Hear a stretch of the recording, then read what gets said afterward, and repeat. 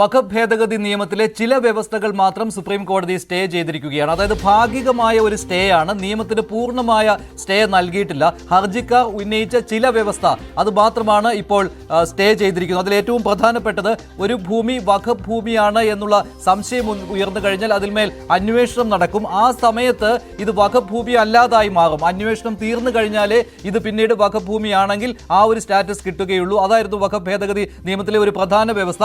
ആ വ്യവസ്ഥയാണ് ഇപ്പോൾ സ്റ്റേ ചെയ്തിരിക്കുന്നത്. അതായത് അന്വേഷണം നടക്കുന്ന സമയത്ത് വഖഫ് ഭൂമി അല്ല എന്നുള്ള ഒരു നോട്ടിഫിക്കേഷൻ വരുത്താൻ കഴിയുകയില്ല എന്നുള്ളത് അത് ഹർജിക്കാർ പ്രധാനമായും ഉന്നയിച്ചിരുന്ന ഒരു ആവശ്യമായിരുന്നു.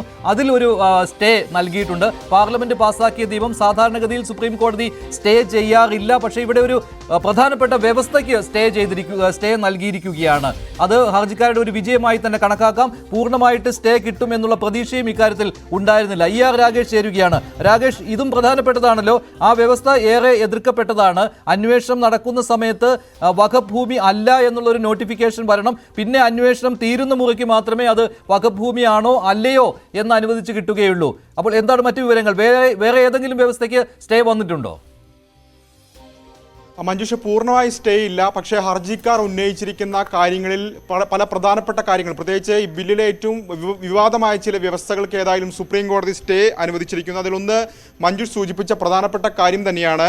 ഇതിന് പുറമെ സൂചിപ്പിക്കാനുള്ള പ്രധാനപ്പെട്ട ഒന്ന് 5 വർഷത്തേക്ക് ഇസ്ലാം പിന്തുടരുന്ന ആളായിരിക്കണം വഖഫ് അനുഷ്ഠിക്കാൻ എന്ന വ്യവസ്ഥ. അത് സ്റ്റേ ചെയ്തിരിക്കുകയാണ് ഇപ്പോൾ സുപ്രീം കോടതി എന്നുള്ളതാണ് മറ്റു പ്രധാനപ്പെട്ട കാര്യം. അങ്ങനെ നോക്കുകയാണെങ്കിൽ 2 or 3 പ്രധാനപ്പെട്ട വ്യവസ്ഥകൾക്ക് ഇപ്പോൾ സ്റ്റേ വന്നിരിക്കുകയാണ്. അതായത് ഒരു വ്യക്തി ഇസ്ലാം മതം പിന്തുടരുന്ന ആളാണോ എന്ന് നിർണ്ണയിക്കുന്നതിനുള്ള അധികാരം, അല്ലെങ്കിൽ അത് സംസ്ഥാന സർക്കാർ രൂപീകരിക്കുന്നതുവരെ ഈ വ്യവസ്ഥ സ്റ്റേ ചെയ്യുന്നു എന്നാണ് ഇപ്പോൾ സുപ്രീം കോടതി സൂചിപ്പിക്കുന്നത്. ഒപ്പം തന്നെ ഈ തർക്കം സംബന്ധിച്ച കാര്യങ്ങൾ, അതായത് ഇപ്പോൾ നിലവിലെ ബില്ല് പ്രകാരം തർക്ക ഭൂമിയാണെന്ന് ആണെങ്കിൽ തന്നെ അത് വഖഫ് ഭൂമി അല്ലാതാകുന്ന വ്യവസ്ഥയുണ്ട്. അതിനിപ്പോൾ ഏതായാലും സുപ്രീം കോടതി സ്റ്റേ ചെയ്തിരിക്കുന്നു. കാരണം അതിൽ അന്വേഷണം വരട്ടെ, തീർപ്പ് കൽപ്പിക്കട്ടെ, അതിനുശേഷം ഇത്തരം കാര്യങ്ങളിലേക്ക് തീരുമാനത്തിലെത്താം എന്നാണ് ഇപ്പോൾ സുപ്രീം കോടതി ചൂണ്ടിക്കാണിക്കുന്നത്. മറ്റൊന്ന്, നിലവിൽ ചീഫ് എക്സിക്യൂട്ടീവ് ഓഫീസർ അതൊരു മുസ്ലിം തന്നെ ആയിരിക്കണമെന്ന് കോടതി പറയുന്നുണ്ട്. പക്ഷേ അമുസ്ലിങ്ങളെ ഉൾപ്പെടുത്താൻ കഴിയില്ല എന്ന വ്യവസ്ഥയോട് പൂർണ്ണമായി കോടതി അംഗീകരിച്ചിട്ടില്ല. എങ്കിൽ പോലും ഹർജിക്കാരെ സംബന്ധിച്ച് ഒരു ഭാഗികമായ, അല്ലെങ്കിൽ അവരെ സംബന്ധിച്ച് നേട്ടമാണ് ഇപ്പോൾ പുറത്തു വരുന്ന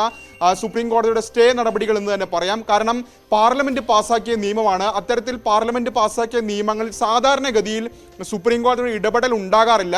പക്ഷേ ഇപ്പോൾ ഏതായാലും അത്തരമൊരു ഘട്ടത്തിൽ, അതായത് ഹർജിക്കാരുടെ വാദങ്ങളിൽ കഴമ്പുണ്ട് എന്ന് തിരിച്ചറിഞ്ഞുകൊണ്ട് തന്നെയാണ് ഇപ്പോൾ ഈ ഘട്ടത്തിൽ ഒരു ഇടക്കാല ഉത്തരവ്, സ്റ്റേ അടക്കമുള്ള നടപടികളിലേക്ക് കോടതി കടന്നിരിക്കുന്നത്. ഏതായാലും മറ്റേതെങ്കിലും വകുപ്പുകൾ സ്റ്റേ ഉണ്ടോ എന്ന് തുടങ്ങിയ കാര്യങ്ങളിൽ ഇനിയും കൃത്യത വരേണ്ടിയിരിക്കുന്നു. എങ്കിൽ പോലും 2 പ്രധാനപ്പെട്ട കാര്യങ്ങളിൽ ഇപ്പോൾ ഏതായാലും കോടതി സ്റ്റേ അനുവദിച്ചിരിക്കുകയാണ്. അതിൽ ഒന്ന്, 5 വർഷം ഇസ്ലാം പിന്തുടരുന്ന വ്യക്തിയായിരിക്കണം വഖഫ് അനുഷ്ഠിക്കാൻ എന്ന വ്യവസ്ഥ, ബില്ലിലെ വ്യവസ്ഥയ്ക്ക് ഇപ്പോൾ ഏതായാലും സ്റ്റേ വന്നിരിക്കുന്നു. മറ്റൊന്ന്, ഈ തർക്ക ഭൂമിയുമായി ബന്ധപ്പെട്ടുകൊണ്ടുള്ള വിഷയത്തിനും ഇപ്പോൾ ഏതായാലും കോടതിയുടെ ഇടപെടൽ വന്നിരിക്കുകയാണ്. അന്വേഷണം പൂർത്തീകരിക്കട്ടെ തുടങ്ങിയ കാര്യങ്ങളിൽ ഇപ്പോൾ ഏതായാലും കോടതി തീർപ്പ് കൽപ്പിച്ചിരിക്കുകയാണ്. ശരിയാണ്, അതൊരു പ്രധാനപ്പെട്ട കാര്യമാണ്. പക്ഷേ വഖഫ് ബോർഡിലും വഖഫ് കൗൺസിലും അമുസ്ലിങ്ങൾ ആകാം എന്നുള്ള കാര്യത്തിൽ ഒരു സ്റ്റേ വന്നിട്ടില്ല എന്നുള്ള വിവരം കൂടിയുണ്ട്. അതായത് മുസ്ലിം അല്ലാത്ത ആളുകൾക്കും വഖഫ് ബോർഡിലും കൗൺസിലിലും വരാം എന്നുള്ളതുണ്ട്. അങ്ങനെ അതുകൂടി ഉണ്ടല്ലോ. അത് ഹർജിക്കാരുടെ ഒരു പ്രധാന ആവശ്യമായിരുന്നു. പിന്നെ 3-ൽ കൂടുതൽ മുസ്ലിം അംഗങ്ങൾ പാടില്ല, അങ്ങനെ ഒരു കാര്യം സുപ്രീം കോടതി പറഞ്ഞിട്ടുണ്ട്. കൂടുതൽ കാര്യങ്ങൾ വന്നുകൊണ്ടിരിക്കുന്നതേ ഉള്ളൂ. എന്തായാലും അവിടെ സർക്കാരിനൊപ്പം തന്നെയാണല്ലോ സുപ്രീം കോടതി നിന്നത്. ഇപ്പോൾ വന്നിരിക്കുന്നത് 3 പ്രധാനപ്പെട്ട കാര്യങ്ങളിലാണല്ലേ. ഒന്ന്, ഞാൻ തുടക്കത്തിൽ പറഞ്ഞു, രാകേഷ് പറയുകയും ചെയ്തു, ഈ അന്വേഷണം നടക്കുന്ന സമയത്ത് വഖഫ് ഭൂമി അല്ല എന്ന് നോട്ടിഫൈ ചെയ്യരുത് എന്നുള്ള കാര്യം. പിന്നെയുള്ളത് 5 വർഷത്തെ പ്രാക്ടീസിങ് മുസ്ലിം ആയിരിക്കണം എന്നുള്ള വ്യവസ്ഥ. അത് ചട്ടങ്ങൾ രൂപീകരിച്ചതിന് ശേഷം ഇക്കാര്യത്തിൽ ഒരു അന്തിമ തീരുമാനം എടുക്കാം എന്നുള്ള കാര്യവും സുപ്രീം കോടതി പറഞ്ഞിട്ടുണ്ടല്ലോ അല്ലേ? അതെ മഞ്ജുഷി, ഈ 2 പ്രധാനപ്പെട്ട കാര്യങ്ങളിലാണ് ഇപ്പോൾ ഏതായാലും കോടതിയുടെ തീർപ്പ് വന്നിരിക്കുന്നത്. കാരണം ഹർജിക്കാർ ഉന്നയിച്ചിരുന്ന പ്രധാനപ്പെട്ട വാദങ്ങളിൽ ഏതാണ്ട് 11 കാര്യങ്ങളാണ് പ്രധാനമായും അവർ ചൂണ്ടിക്കാണിച്ചിരുന്നത്. അതിൽ തന്നെ 5 കാര്യങ്ങളാണ് വിവാദ വ്യവസ്ഥകൾ ഉണ്ടായിരുന്നത്. ആ വിവാദ വ്യവസ്ഥകളിലെ 2 കാര്യങ്ങളിൽ ഏതായാലും ഇപ്പോൾ കോടതിയുടെ ഭാഗത്തുനിന്നൊരു സ്റ്റേ വന്നിരിക്കുന്നു. അതിലൊന്ന്, നമ്മളിപ്പോൾ സൂചിപ്പിച്ച പോലെ തന്നെ വഖഫ്, ഈ പരാതി ഉയർന്ന ഘട്ടത്തിൽ തന്നെ അത് വഖഫ് ഭൂമി അല്ലാതാകുന്ന വ്യവസ്ഥ, ആ വ്യവസ്ഥയ്ക്ക് ഇപ്പോൾ ഏതായാലും സ്റ്റേ ചെയ്യുകയാണ്. കാരണം നേരത്തെ വാദത്തിനിടയിൽ കപിൽ സിബൽ അടക്കമുള്ളവരും രാജീവ് ധവാനൊക്കെ തന്നെ ഉന്നയിച്ചിരുന്ന പ്രധാനപ്പെട്ട കാര്യവും അത് തന്നെയായിരുന്നു. അതിലാണ് ഇപ്പോൾ ഏതായാലും ഒരു ഇടപെടൽ കോടതിയുടെ ഭാഗത്തുനിന്ന് ഉണ്ടായിട്ടുള്ളത്. രണ്ടാമത്, ഈ വഖഫ് അനുഷ്ഠിക്കുന്നതുമായി ബന്ധപ്പെട്ടുകൊണ്ട്, അതായത് 5 വർഷത്തേക്ക് ഇസ്ലാം മതം പിന്തുടരുന്ന വ്യക്തിയായിരിക്കണം വഖഫ് അനുഷ്ഠിക്കാൻ എന്ന വ്യവസ്ഥയ്ക്ക് കൂടി ഇപ്പോൾ നിലവിൽ സ്റ്റേ അനുവദിച്ചിരിക്കുന്നു. മറ്റു മറ്റു കാര്യങ്ങളിലേക്ക് ഏതെങ്കിലും തരത്തിൽ കോടതി കടന്നിട്ടുണ്ടോ എന്ന കാര്യത്തിൽ വിവരങ്ങൾ ലഭ്യമായി വരുന്നതേയുള്ളൂ. ഏതായാലും ഇപ്പോൾ ഈ ഘട്ടത്തിൽ ലഭിക്കുന്ന വിവരം ശരിയാണ്. അതിൽ ഹർജിക്കാർ തന്നെ ഇപ്പോൾ പറയുന്നുണ്ട് അവർ ഏറ്റവും കൂടുതൽ വാദം ഉന്നയിച്ചതും സെക്ഷൻ 3യുടെ അമെന്റ്മെന്റ് ആയിരുന്നു. സെക്ഷൻ 3 അത് പരിപൂർണമായിട്ട് സ്റ്റേ ചെയ്തിട്ടുണ്ട് എന്നുള്ളത് ഹർജിക്കാരുടെ വിജയം എന്ന രീതിയിലാണ് ഹർജിക്കാരുടെ അഭിഭാഷകൻ അല്പം മുമ്പ് പറഞ്ഞത്. അതായത് ഒരു വഖഫ് ഭൂമി അവിടെ എന്തെങ്കിലും തർക്കമുണ്ടായാൽ അതിന്മേൽ അന്വേഷണം വരുന്നു, കളക്ടറായിരിക്കും അന്വേഷണത്തിന് ചുമതലയുള്ളയാൾ. അങ്ങനെ അന്വേഷണം വരുന്ന സമയത്ത് അന്വേഷണം തുടങ്ങുമ്പോൾ തന്നെ അത് വഖഫ് ഭൂമി അല്ല എന്ന് നോട്ടിഫൈ ചെയ്യണം. പിന്നെ അന്വേഷണം തീർന്നാൽ മാത്രമേ ഇക്കാര്യത്തിൽ തീരുമാനമെടുക്കാൻ പറ്റുകയുള്ളൂ. ഇതിലാണ് ഇപ്പോൾ സ്റ്റേ വന്നിരിക്കുന്നത്. രാകേഷ്, ഇത് വലിയ വിജയമായിട്ട് തന്നെ ഹർജിക്കാർ പറയുകയാണല്ലോ.